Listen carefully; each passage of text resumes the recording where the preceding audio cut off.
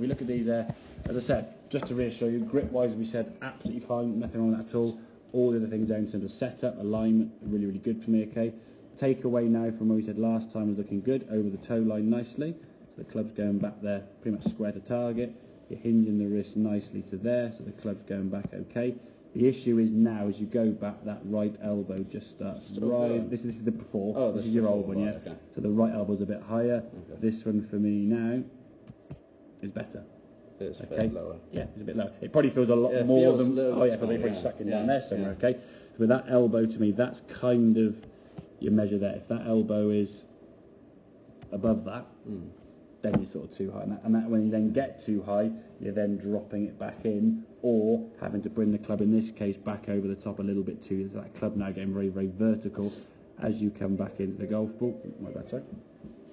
As you come back into the golf ball, you can't square that golf club up. Club face is left open and just blocks out to the right. Then you see the ball hitting sort of right side of the screen there, shooting off to the right. Whereas this one here now, as you come back down, better angle, able to release that golf club into the golf ball, square the club face up, and the ball just flies straight towards the green line there, and you can release the body through. Yeah, certainly the release of the body now, this through impact, very, very good.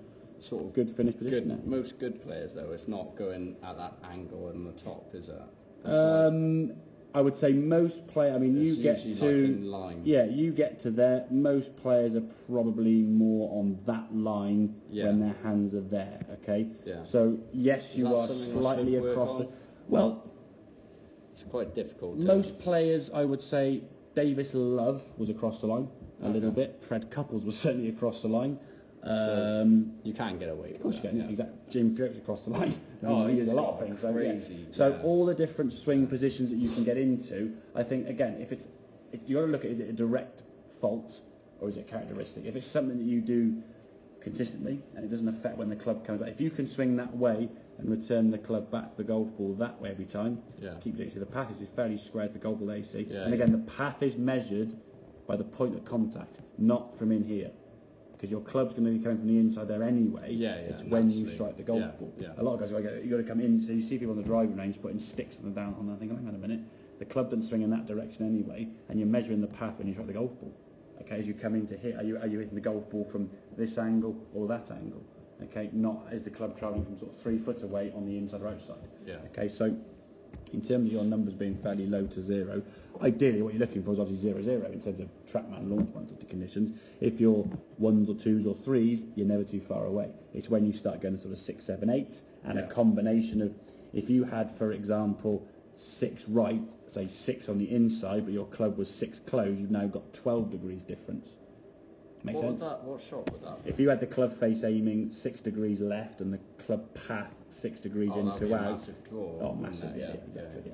But again, that's if you think about the club face aiming 6 degrees one way and the club path being 6 degrees the other, that's 12 degrees difference in the two. That's the same as swinging the club perfectly straight with the club 12 degrees open or closed. And you saw when you were 7 degrees off, you were 32 yards offline. So being 6 and 6, not much either way, but if they're the opposite, big spin, big slice, big hook or whatever. Okay, ideally, say getting the low numbers, 1s, 2s, and 3s are what you're looking for, and you'll make the green sort of. Yeah, of course you will. And the thing is, what we say is with any golfer, if you can improve your bad shot, you're going to play better, aren't you? If your bad shot, maybe a good strike. If you play a lot of golf, you'll certainly strike the ball better over time the more golf you play.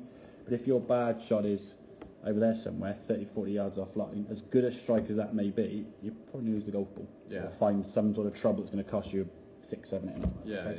So if your bad shot is a miss hit that goes that way, hey, take that. In the fairway, you can play your next shot onto the green, or you can just chip it or whatever it may be. Unless you're going over water or something, which does happen obviously, but the majority, if your bad shots are straight, because the information given to the golf ball is a lot more conventional going round there rather than, certainly, I mean, before you were way on the inside, way across the line, so your change of the first 2 parts of the backswing, you've definitely done. It's just that continuation now with that elbow getting a little bit high. And I think you'll always be across the line slightly.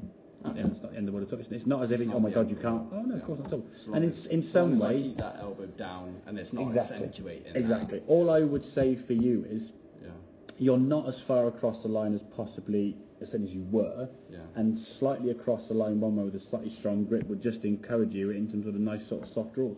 which wouldn't be the worst thing in the world anyway. If you're comfortable with that grip, it's fine. It's when it gets too far across the line, and then the sort of re-rat the golf club back over the top, which gets the club very steep.